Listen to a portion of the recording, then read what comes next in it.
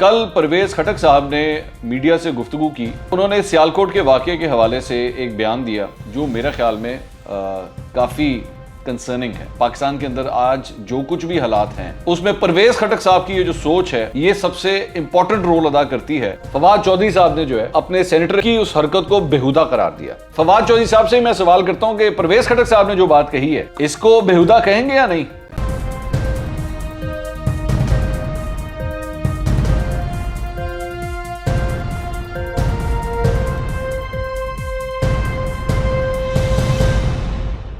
अस्सलाम वालेकुम नाज़रीन, मैं हूं मंसूर अली खान। अपने YouTube चैनल के ऊपर आपको खुशामदीद कहूँगा। सबसे पहले आपसे दरख्वास्त के चैनल को सब्सक्राइब करना मत भूलिएगा और बेल आइकन ज़रूर प्रेस कीजिएगा।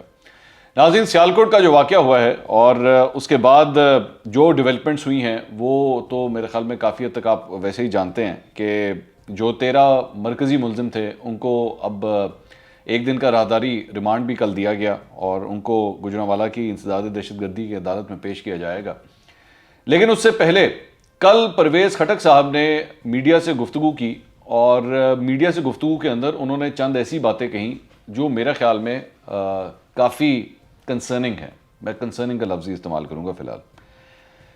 एक तो उन्होंने सियालकोट के वाक़े के हवाले से एक बयान दिया और वो बयान जो है वो काफ़ी कंट्रोवर्शियल बयान है मेरी नज़र में। और मेरा ख्याल में मैं ये समझता हूँ कि पाकिस्तान के अंदर आज जो कुछ भी हालात हैं उसमें परवेज खटक साहब की ये जो सोच है ये सबसे इंपॉर्टेंट रोल अदा करती है with the many things that are wrong in Pakistan today.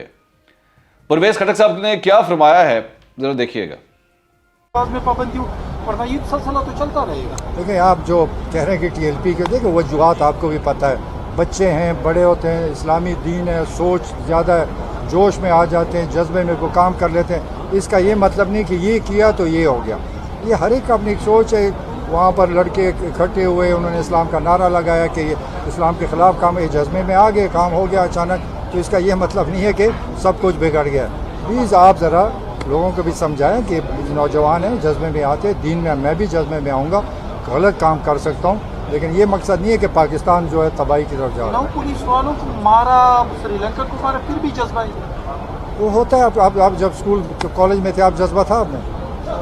ये आपने इनकी गुफ्तगू सुनी परवेज खटक साहब की। ये फरमाते हैं कि जी वो यंग लड़के थे, मजहबी रुझानात हैं और बस वो जोश में आके जो है वो इन्होंने ये सब कुछ कर दिया। तो ये इसको इतना ना मत करें, बस ठीक है, ये होता है इस तरह, मतलब जोश में आके जो है सब कुछ कर दिया कि जी मजहबी तौर पे जो है वो बड़ी इंक्लिनेशन है। अच्छा, प्रॉब्लम्स क्या हैं इस बयान के अंदर? प्रॉब्लम्स क्या हैं? ये बेसिकली एक ऐसे आप एक ऐसा बाप जो होता है ना, जो अक्सर औकात आपको ये लड़के वगैरह नज़र आते हैं ना, जो दुनिया जहान के बिगड़े हुए रईसज़ादे होते हैं, जो दुनिया जहान की उन्होंने अपनी जवानी के अंदर घटिया हरकतें करते हैं बैठ के, ये उस किस्म के जो लड़के होते हैं ना, उनके बाप इस किस्म की दलीलें देते हैं। मतलब वो जाके कोई जुर्म करेंगे, कोई भी दुनिया जहान का वो 2 नंबर काम करेंगे अपनी जवानी के अंदर, लड़ाइयाँ कर देंगे, किसी को मार देंगे, कोई किसी किस्म की 2 नंबरी करेंगे ना, तो उनके माँ बाप जब थाने आते हैं ना, तो थाने आके इस किस्म की तावीलें देते हैं। ओ जी छोटे है, अकल नहीं है, समझ नहीं है इनको, जवानी के जोश में आके जो है वो इन्होंने सब कुछ कर दिया। तो वो अक्सर इस किस्म की आर्गूमेंट्स जो है ना वो देते हैं, ये इस किस्म के लोग देते हैं। इस किस्म के बुजुर्ग होते हैं जो आके अपने बच्चों की जो गलत हरकतें होती हैं उनको जस्टिफाई करने की कोशिश करते हैं। परवेज खटक साहब के साथ प्रॉब्लम यह है कि परवेज खटक साहब जो हैं वो ऐसी सियासत करना चाहते हैं जिसने पिछले 30-35 साल के अंदर जो है ना इस मुल्क का बेड़ा गर्क किया है। और मजहबी जुनूनियत को जो है वो बस जी जोश में आके उन्होंने कर दिया। जोश में आके एक आदमी को मार के उसकी लाश को आग लगाई गई है जनाब, आग लगाई गई है। आप उसको इतने आराम से आपने एक लफ्ज के अंदर जस्टिफाई कर दिया और बात आपने कह दी, बस जी ठीक है ये होता है, बस छोड़ें, आप इसको इतना मत करें। आपको पता है आप एक वजीर दिफा हैं, इस वक्त एक सेंट्रल पोजीशन है। वैसे तो मैं जानता हूं, आप भी जानते हैं कि पाकिस्तान के अंदर वजीर दिफा की कोई सच वैल्यू नहीं होती, क्योंकि सबको पता है कि सबसे बेचारा लाचार और सबसे ज्यादा कमजोर वजीर जो होता है वो वजीर दिफा ही होता है काबीना के अंदर, पाकिस्तान के अंदर। लेकिन दुनिया के अंदर ना एक और कुछ नहीं तो कम से कम अपना झूठा इमेज रखने के लिए जो है वो यही बताया जाता है कि नहीं यार मुल्क का वजीर दिफा है, मुल्क का वजीर दिफा है। तो पूरी दुनिया के अंदर वजीर दिफा की बड़ी अहमियत होती है, बड़ी इंपॉर्टेंस होती है। तो और कुछ नहीं, लफ्ज परवेज खटक या आपकी अपनी सियासत को तो आपको शायद इस बात का एहसास ना हो, लेकिन और कुछ नहीं तो ओहदा आपको दिया हुआ, कोई उसी का लिहाज कर लेना था, कोई उसी के को 2-4 दफा सोच लेना था कि मैं इस किस्म का बयान देने से पहले मैं यही जरा याद कर लूं कि मैं मुल्क का वजीर दिफा हूं। मुल्क का वजीर दिफा जिसके पास टेक्निकली स्पीकिंग दिफा से मुतल्लिक तमाम तर उमूर इसके नीचे आते हैं। मतलब आपकी जितनी फौज, आपके जितने भी ये इस किस्म के इदारे हैं, वो टेक्निकली उनके बॉस ये हैं, मुल्क के वजीर दिफा हैं। तो मुल्क के वजीर दिफा जब इस किस्म की बयानात देंगे, और अब ये होगा क्या, ये मैं आपको अभी से बता देता हूं, ये होगा क्या। मुल्क के वजीर दिफा का जनाब ये बयान जो है वो यूरोप के अंदर भी चलाया जाएगा, भारतीय लॉबी भी इसको चलाएगी, और वो कहेंगे कि जनाब ये इस किस्म के फंडामेंटलिस्ट जो है ना, वो पाकिस्तान का दिफा इन लोगों के हाथ में है, जो इस किस्म की सोच रखते हैं कि सियालकोट के अंदर जो वाकया हुआ वो ऐसे ही, वो कुछ जवान थे वो बस पुरजोश हो गए, और आपको पता है कि मजहब के मामले में जो है वो अपने जज्बात पे काबू नहीं पा सके और इस वजह से वाकया हो गया। कल को इसी किस्म का जत्था अगर पार्लियामेंट के अंदर घुस गया और पार्लियामेंट में घुस के आप लोगों को उठा के बाहर फेंक दिया, या दुनिया जहान की मतलब यहां पे तबाही मचा दी, तो आप ये लाइन देंगे आगे जस्टिफाई करने के लिए कि जनाब वो मजहबी तौर पे आपको पता है ना वो इस किस्म के सोच होती है, इस किस्म का जोश होता है, तो इस वजह से सब कुछ किया गया। कहीं पे भी कोई जमहूरी मुल्क होता ना, अगर कहीं पे भी कोई जमहूरी मुल्क होता, तो आज 24 घंटे के अंदर अंदर परवेज खटक साहब वजीर दिफा ना होते, इस मुल्क के वजीर दिफा परवेज खटक साहब ना रहते। लेकिन ये पाकिस्तान है, ये पाकिस्तान है, इसमें सब चलता है। कोई कुछ नहीं कहेगा परवेज खटक साहब को। हम 2 दिन टॉक शोज करेंगे, 4-5 वीलॉग निकलेंगे, जो चमचे हैं तो वो तो जारी बात नहीं बोलेंगे, उनकी जुबान नहीं निकलेगी और मामला खत्म। लेकिन यू नीड टू अंडरस्टैंड कि बेसिकली ये सोच है हमारी पाकिस्तानी सियासत के अंदर, ये सोच है जो हमारी पार्लियामेंट में बैठती है, ये सोच है जो वजीर आजम की 7 वाली कुर्सी के ऊपर आके बैठती है, और वो इस किस्म की सोच कैरी करती है कि जी पुरजोश और जोश की वजह से ये सब कुछ हो गया, इसको इतना ज्यादा मत बनाए। वो फिगर्स, वो नंबर्स, वो सब कुछ जो तस्वीरें इस सारे वाकये की पूरी इंटरनेशनल मीडिया के अंदर जिस तरह चल रही हैं, पाकिस्तान के लिए हमारी पूरी कौम का सर जो है वो शर्म से झुका हुआ है कि हम कल को किसी भी फॉरेन डिग्निटरी से मिलेंगे, किसी से भी, श्रीलंका के किसी भी शख्स से मिलेंगे, तो हम क्या जवाब देंगे उसे। हम उसको इस बात के किसी किस्म का कोई हमारे पास एक्सक्यूज है ही नहीं जो हम दे सकें उसको, कि हमारे मुल्क के अंदर एक शख्स जो 9-10 साल से यहां पे नौकरी कर रहा था, हमारी एक्सपोर्ट्स के लिए काम कर रहा था, हमारी बेहतरी के लिए काम कर रहा था, हमारी प्रोडक्ट्स को बेहतर बनाने के लिए कोशिश कर रहा था, उसका हमने क्या हाल किया, तो उसका हमने क्या हाल किया। वो अपने उसके बच्चे जो यतीम हो गए, उसकी बीवी जो आज भी सवालिया निशान उसकी आंखों में, और वो पाकिस्तान के वजीर आजम और सदर की तरफ देख रही है कि मेरे मियां का क्या कसूर था। वो सिर्फ यह था कि वो पाकिस्तान में आके नौकरी कर रहा था। वो तमाम फॉरेनर्स जो पाकिस्तान के अंदर काम करते हैं आके मुख्तलिफ इंडस्ट्रीज के अंदर, मुख्तलिफ कंपनीज के लिए, कंस्ट्रक्शन हो गया सेक्टर्स, इंजीनियरिंग हो गई, पता नहीं किधर किधर काम करते हैं, आज वो भी सोच रहे हैं कि वो क्या पाकिस्तान में मजीद रहें या ना रहें। ऐसे मौके पे, ऐसी जगह पे मुल्क का वजीर दिफा इस किस्म के बयान दे रहा है। और दूसरी बात यह कि अपने इस सारी बात के अंदर मुल्क के वजीर दिफा ने जनाब एक और बात भी की कि इन हाउस तब्दीली का कोई चांस नहीं है और किसी की जरूरत नहीं है हमारी हुकूमत को हटाए। परवेज खटक साहब is so far away from reality, he is so far away from reality कि मुझे अफसोस होता है।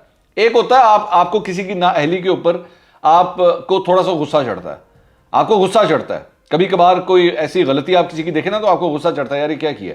लेकिन फिर उसके बाद जो लेटेस्ट स्टेज आती है ना, वो अफसोस होता है, उनके ऊपर रहम आता है।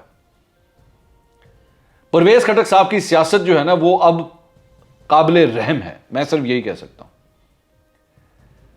पिछले 70 साल में यहां पे जब जब हुकूमतें गई हैं तो यकीन कीजिए कि उस वक्त के मुल्क के वजीर आजम जो थे ना, वो 48 घंटे पहले तक, 72 घंटे पहले तक उनको इस बात का आइडिया तक नहीं था कि उनकी हुकूमतें जाने वाली हैं। परवेज खटक साहब should be the last person जो इस बात के सर्टिफिकेट दें कि जी आपकी हुकूमत कितनी को मजबूत है।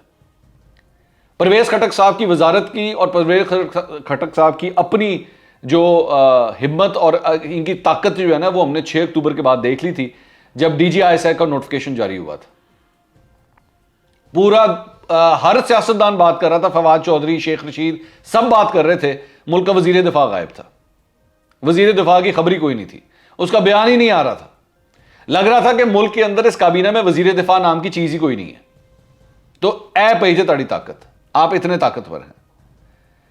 और दूसरी बात यह कि इन्होंने अभी जो सारी बातें कही हैं, इनकी सियासत कितनी को तगड़ी और इनकी सियासत के पीछे कितने को लोग खड़े हैं, वो इस बात से अंदाजा हो सकता है कि इनके अपने भाई और इनके अपने भतीजे इनकी पार्टी को छोड़ के चले गए। ये अपने भाई और अपने भतीजे तक को जो है वो पाकिस्तान तहरीक इंसाफ में नहीं रख सके और उन्होंने जाके पाकिस्तान पीपल्स पार्टी ज्वाइन कर ली।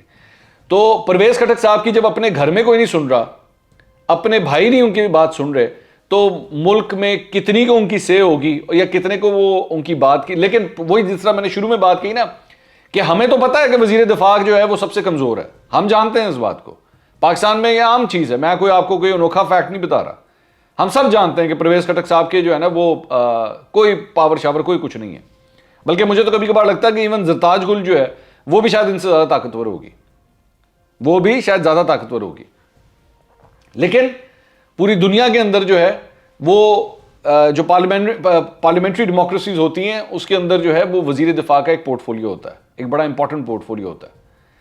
तो यहां पे जरा उल्टी गंगा बह रही है। उसके बाद इसी मामले के हवाले से एक और बात हुई कि फवाद चौधरी साहब ने जो है वो अपने सेनेटर एजाज चौधरी साहब जो साद रिजवी से मिलने के लिए गए थे TLP के यहाँ, उनकी उस हरकत को बेहुदा करार दिया। उन्होंने कहा बड़ी बेहुदा हरकत की है उन्होंने। अच्छा, फवाद चौधरी साहब का ये कहना तो काफी हद तक दुरुस्त है, मैं उनकी बात से तो एग्री करता हूं। लेकिन मुझे एक बात बताइए कि एजाज चौधरी साहब जब जा रहे थे वो उन्होंने ये नहीं हुआ कि वन फाइन डे वो उठे, गाड़ी में बैठे, फूलों का गुलदस्ता लिबर्टी के चौक से खरीदा और जाके साद रिजवी के घर पे दिया जाके। वो अपनी इन बातों का ऐलान साद रिजवी की रिहाई से पहले ही कर चुके थे कि जनाब मैं तो जब बाहर आएंगे तो मैं तो उनको जाके गुलदस्ता दूंगा। और ये बात समा टेलीविजन के ऊपर ब्रेक हुई थी सबसे पहले। अगर ये सब कुछ वो ऑलरेडी अनाउंस कर चुके थे और आपको पता था, फवाद चौधरी साहब को पता था इस बात का, तो उसी वक्त इमरान खान साहब को कहना था ना कि खान साहब इनको रोकें, फोन करें इनको कि ये डोंट डू दिस। आप लोग दुनिया जहान की चीजों के हवाले से अब अगलों से सवाल करते हैं, मैं जानता हूं करते हैं, मैं जानता हूं कि जब कोई ऐसा कोई नीचे आपका सेकंड टियर या थर्ड टियर लीडरशिप कोई ऐसा कदम उठाती है जो नहीं उठाना चाहिए और आप लोगों को इस्लामाबाद में पता लग जाए तो आप उसको रोक देते हैं कि यार ये मत करना, ये हमारी पार्टी पॉलिसी के खिलाफ है। तो फवाद चौधरी साहब अगर इस हरकत को इतना ही बेहुदा समझते हैं कि इन्होंने ये किया है तो पहले ही रुकवा देना था उसे। इशू ये है कि फवाद चौधरी साहब is saying the right things but saying at the wrong time with the wrong party. यह हकीकत है और इसका बहुत बड़ा सबूत जो है वो मैं आपको यह भी बता दूं, शहबाज गिल साहब जो हैं इन्होंने एक जमाने में ट्वीट किया था फवाद चौधरी साहब के बारे में। फवाद चौधरी साहब ने जब, मेरे ख्याल में शायद 2016 की ये बात है, ये ट्वीट आप स्क्रीन के ऊपर भी देख रहे हैं कि जब फवाद चौधरी साहब ने PTI ज्वाइन की थी तो उस वक्त शहबाज गिल साहब ने उस वक्त इनको ट्वीट करके कहा था कि इनका आना जो है ना वो ज्यादा अच्छा नहीं है, बड़े लिबरल हैं अपनी सोच के हवाले से, ये बहुत लिबरल हैं तो इनका आना अच्छा नहीं है। अब तो खैर शहबाज गिल साहब फवाद साहब के बहुत करीबी हो गए हैं, पता नहीं आज अब ये सोच रखते हैं या नहीं रखते। दूसरी बात यह कि उन्होंने जाके फूलों का गुलदस्ता दिया। फवाद चौधरी साहब से मैं सवाल करता हूं कि परवेज खटक साहब ने जो बात कही है और जिस तरह इस मामले को जस्टिफाई करने की कोशिश की है, इसको बेहुदा कहेंगे या नहीं? क्योंकि ये तो आपके साथ कैबिनेट में बैठे हैं, एजाज चौधरी साहब तो आपके साथ कैबिनेट में भी नहीं है, वो तो एक सेनेटर है ना एजाज चौधरी साहब। तो जो काबीना के अंदर आपके साथ बैठे हुए हैं वजीर दिफा, उनकी हरकत को बेहुदा कहेंगे या नहीं? मुझे पाकिस्तान तहरीक इंसाफ के बहुत से लोगों का इस बात का इंतजार है कि वो परवेज खटक की बात के ऊपर जो है वो क्या रद्दअमल देते हैं। और खास तौर पे इनके जो चमचे यूट्यूबर्स बैठे हुए हैं वो इसके ऊपर क्या कहते हैं? क्या इसको भी जस्टिफाई करेंगे? इस बात को भी जस्टिफाई करेंगे जो कुछ परवेज खटक ने कहा है? और अगर आप कर सकते हैं तो शायद वाकई आप भी उतने ही बेहुदा हैं, मैं यही कह सकता हूं। अगले वीलॉग में दोबारा मुलाकात होगी। अल्लाह हाफिज।